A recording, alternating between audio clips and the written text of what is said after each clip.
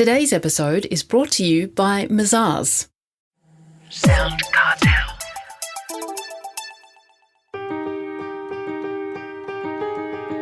From SoundCartel, I'm Nicole Goodman, and this is Business Essentials Daily.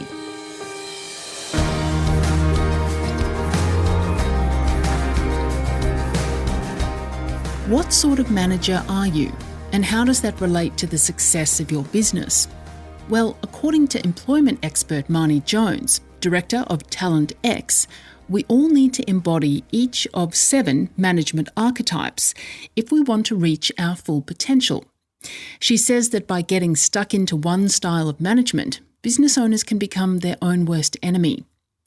Marnie's formulated a list of 7 management types, and she says they all need to be embraced. So, how did she develop these 7 archetypes? Marnie Jones tells Jeff Waters.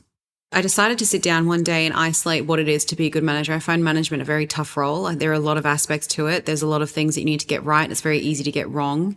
And 58% of managers in Australia don't receive any management training. And I sat back and I was like, okay, if I was going to tackle this, how would I isolate what a manager is and how a manager needs to be? So I figured out that through all the different things that a manager must do, there are 7 different archetypes or identities that a manager must take on at different times throughout their managerial experience in order to be successful. And I found that the unsuccessful managers that I've met tend to just be the same archetype. They use the same thing all the time in every situation. And I find that's where a lot of managers fall down.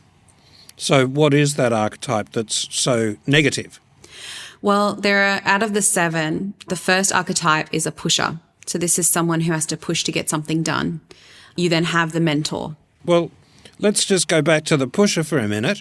Isn't that a problem with the staff, not the manager, that you have to push them? Absolutely not. I think even some great staff, it's like they might come to you and be like, I want to do blah. And you're like, now come on. We agreed on this last week. I want you to do it. Here's the thing. You're going to do it. So it's not necessarily micromanaging.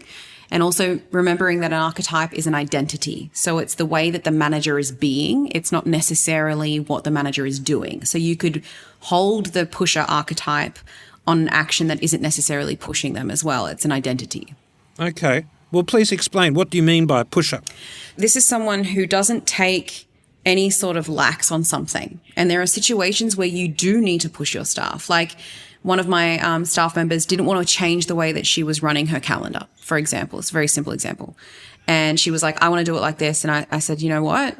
I know that you want to do it that way. I'm really sorry. This is something I can't be fluid on. I need you to do it like this. So there are times where you have to be like that and times where you have to be softer, like in the mentor archetype, for example. Well, let's look at that. Yeah. So the mentor archetype is required to develop. It's about building respect and trust. It's asking them what they think. They come to you with a problem. I love the mentor archetype. You can get a lot done in this archetype. Someone comes to you. Hey, Marnie, how do I do this? And I say, well, what do you think? Oh, well, that's why I asked because I don't know. Okay. Well, if I was unavailable, if I was on a plane and uncontactable and you had to make a decision, what would you decide? Oh, well, I don't know. That's why I do. Okay. Well, I'm going to push this back on you a little bit. I want you to go and figure this out. Go have a cup of tea, come up with a solution. You can come back to me and I'll approve it. That's a mentor type approach. You then have the police officer. And the police officer, they're there to keep the staff within the flags and keep it on policy, stick to the rules. This is something a lot of managers hate doing, especially in Australia. We don't like being the police officer. Like we walk through the office, if something is going on that should be addressed, the police officer will go, hey, this is the policy, let's get back on track. It's a bit different to the pusher, but it is a presence that someone has to have. Now, managers that don't have the police officer presence have staff that walk all over them. And staff where you tell them to do something, they don't do it. So the police officer is there to keep a feeling of, I better do something in a productive way. You have to have that feeling. Yes, self-responsibility. That's right. The next archetype is the trainer. And this is needed to upskill and develop the team. And it's there to make sure that they know what they're doing. They know how to do it. And you have the patience, and I say this with conviction, patience to sit down and walk them through it. Now, this is also another archetype a lot of managers don't do. They get frustrated. I hire them, they should know. I pay them, they should know. You get these things a lot with managers. But there is a responsibility to go, okay, have I sat down with them? Have I run through it with them? Have I gone over it until they feel comfortable and then handed it over? So I like to think of training as the currency of management, because training buys you more time. It buys you more freedom and it buys you more flexibility in your role as a manager so you're not doing their job for them. You then have the innovator archetype. So this is required to prevent stagnancy and to propel the company forward. And the manager has to be thinking with that innovation. That's very important when you're looking at how things are run. Should you improve things? Should we look at a new software? Should we restructure this? Is this the right way that we're doing this? Is this the right customer? All these different things that a manager has to be aware of. You then have the organizer. And this is one a lot of managers hate. But the organizer is there to increase efficiencies and reduce waste. You could have the best staff. You could have the best company, the best clients, but if you don't organize that area, you can lose a lot of that area's potential. And the last archetype is the firefighter. So this is required to put fires out and deal with emergency situations and deal with urgent situations. And so the 7 are, I'll just recap: the pusher, the mentor, the police officer, the trainer, the innovator, the organizer, the firefighter.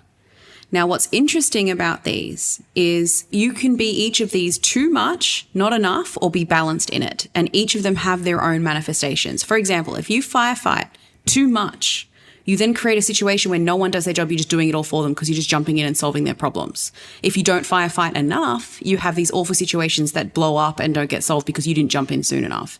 So each of these archetypes can be done too much or not enough, and you have to be able to adapt as a manager and know which archetype to use for which situation. You mentioned that it was like a spectrum that everybody is on. What's the sweet spot, Marnie? The sweet spot is really tricky because it depends on the situation and the person. This is the other thing. A staff member might really need you to be a pusher. Some staff respond to being pushed and told what to do and being quite stern with them. Other staff might hate that so much you have to be the mentor all the time. So there is no blanket rule, and this is where managers go wrong, because you hear someone say on a podcast or you read some article that says a manager must always be XYZ. And that's the challenge that I find with management is this is why it's so hard, is because you have to be these 7 things at different times with different people, depending on the situation, and be able to swap instantaneously. If you can't swap that archetype and you get stuck being the organizer all the time, or for example, the innovator, if you are the innovator all the time, if you constantly innovate, you then actually remove stability. You can't innovate forever. Otherwise, there's no stability on what works or what doesn't. So it's really important, and that is the skill, is can you be a chameleon? How to know when the right time is, and that depends on the person standing in front of you, and it depends on the situation that's in front of you. That was Marnie Jones, Director of Talent X.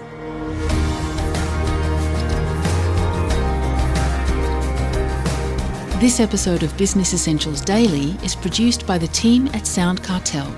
Thanks for listening. I'm Nicole Goodman. We'll bring you more Be Daily tomorrow. Follow @BE Daily Podcast across social media and head to bedaily.com.au for more from the Business Essentials Daily podcast. SoundCartel. This episode was brought to you by Mazars. To find out more, visit mazars.com.au. That's mazars.com.au.